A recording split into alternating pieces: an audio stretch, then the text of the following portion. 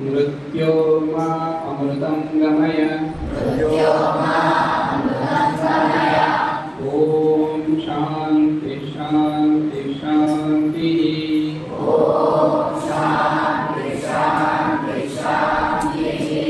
हरि ओम।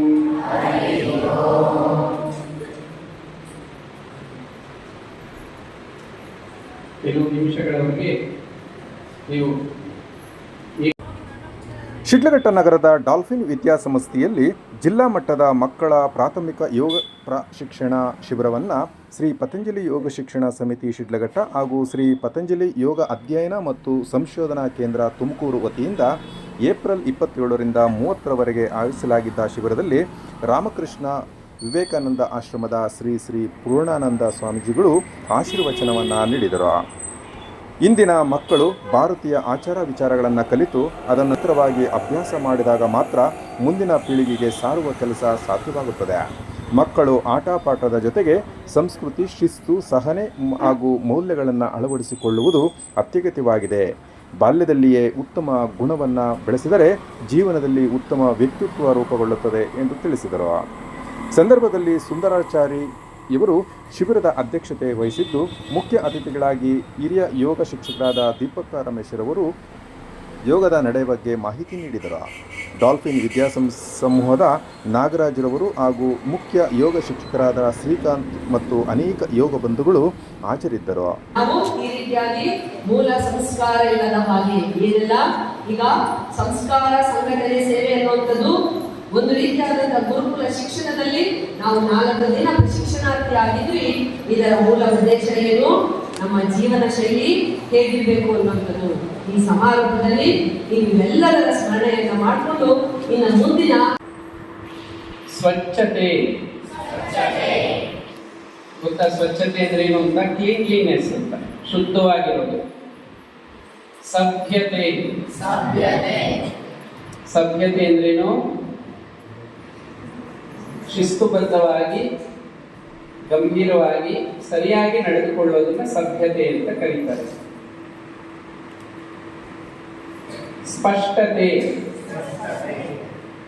ನೀವೇನೇ ಮಾತಾಡಿದ್ರು ಕೂಡ ಅದರಲ್ಲಿ ಸ್ಪಷ್ಟತೆ ಇರಬೇಕು.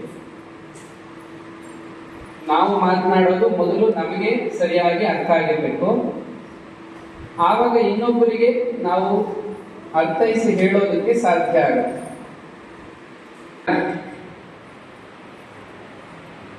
ಎರಡನೇದು ಸಭ್ಯತೆ. ಈಗ ನೀವು ಒಂದು ಕ್ಲಾಸ್ ರೂಮಲ್ಲಿ ಕೂತ್ಕೋತೀರಾ ಪಾಠ ಕೇಳಕ್ಕೆ, ಸಭೆಯಲ್ಲಿ ಕುಳಿತಿದ್ದೀರಾ. ಇಲ್ಲಿ ಸಭ್ಯತೆಯಿಂದ ನಡ್ಕೋಬೇಕು. ನೀವು ಯಾವಾಗ ಒಂದು ಸಭೆಯಲ್ಲಿ ಪಾಠವನ್ನು ಕಲಿಬೇಕಾದ್ರೆ, ಇನ್ಯಾವುದೋ ಒಂದು ಕಾರ್ಯಕ್ರಮದಲ್ಲಿ ಸಭ್ಯತೆಯಿಂದ ನಡ್ಕೊಳ್ಳೋದನ್ನ ಅಭ್ಯಾಸ ಮಾಡಿಕೊಂಡಿದ್ರೆ, ಅದೇ ಸಭ್ಯತೆ ನಿಮಗೆ ಬೇರೆ ಸ್ಥಳಗಳಲ್ಲೂ. ಯಾರು ಕೆಳಗೆ ಕೂತ್ಕೊಂಡು ಈ ರೀತಿ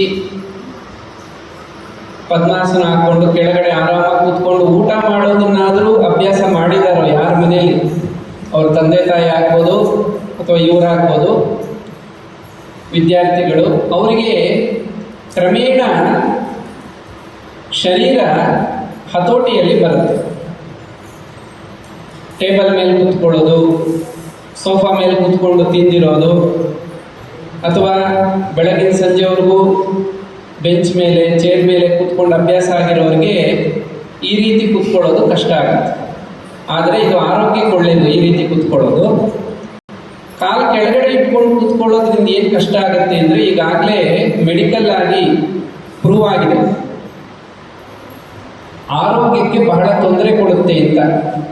ಕಾಲು ಕೆಳಗಿಟ್ಕೊಂಡು ತುಂಬ ಹೊತ್ತು ಕೂತಿದ್ರೆ ಆರೋಗ್ಯಕ್ಕೆ ಒಳ್ಳೇದಲ್ಲ ಅಂತ ಈಗಾಗಲೇ ಹೇಳಿದ್ದಾರೆ.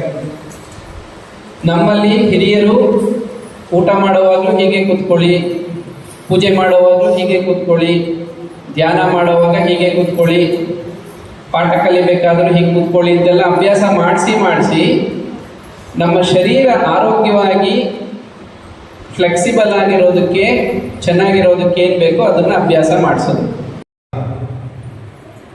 ಯಾಕಂದ್ರೆ ಎಲ್ಲ ರೀತಿಯೊಳಗೂ ನೋಡ್ತೀವಿ ನಾವು. ಈಗ ಅಕ್ಕ ಹೇಳಿದಂಗೆ ನಿಮಗೆ ಏನೋ ತಂದ್ಬಿಟ್ಟು ಅದು ಕೆಲಸ ಕೇಳ್ತಾರೆ.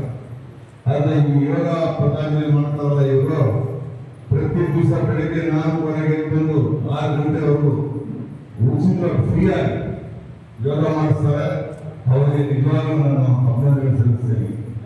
ಇದು ಒಂದು ದಿವಸದ ಕಾರ್ಯಕ್ರಮ ಅಲ್ಲ. ಜನ ಈಗ ನನ್ಗೆ ಗೊತ್ತಿರೋ ಹಾಗೆ ಸುಮಾರು ವರ್ಷಗಳಿಂದ ಮಾಡ್ತಾರೆ.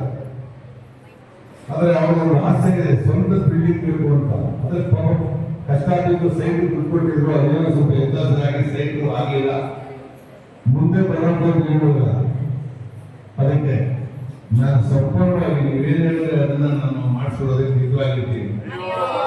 ಯಾಕಂದ್ರೆ ಮನಸ್ಸು ಹುಟ್ಟೋದು ಸಾಯೋದು ಕಷ್ಟ, ಆದರೆ ನಿರ್ಣಯ ಮಾಡ್ತಿಲ್ಲ. ಮಕ್ಕಳೇ ಒಂದು ಮಾತಾಡ್ತೀನಿ, ನಾನು 5ನೇ ಕ್ಲಾಸ್ ಹೋಗಿದ್ರು ಆರು ತಪ್ಪಿಲ್ಲ, ABC ತಪ್ಪಿಲ್ಲ. ಅದಕ್ಕೆ ನಾನು ಇಷ್ಟು ದೊಡ್ಡ ಸಮಸ್ಯೆ ಕಟ್ಟಿದ್ದೀನಿ. ಇದು ನಾನು ಮಾಡಿದ ಪುಣ್ಯನೋ ಇಲ್ಲ ನನ್ನ ತಂದೆ ತಾಯಿಯವರು ಮಾಡಿದ ಪುಣ್ಯನೋ ಇಲ್ಲ ದೇವರು ಕೊಟ್ಟು ವರನ ಗೊತ್ತಿಲ್ಲ.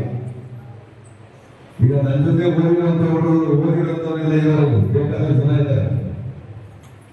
ಆದ್ರೆ ಅವರು ಅಲ್ಲೇ ಇದ್ದಾರೆ, ನನ್ನನ್ನೆಲ್ಲೋ ಗಮನ ಬಿಟ್ಟಿಲ್ಲ ಅವರು.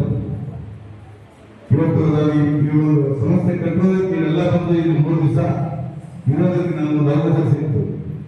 ನಮ್ಗೆ ಕಟ್ಟಲಿಲ್ಲ ಅಂದ್ರೆ ನೀವು ಬರ್ತಾನೆ ಇರಲಿಲ್ಲ. ವಂದೇ ಮಾತರಂ ಶುಭ್ರ ಜ್ಯೋತ್ಸ್ನಾ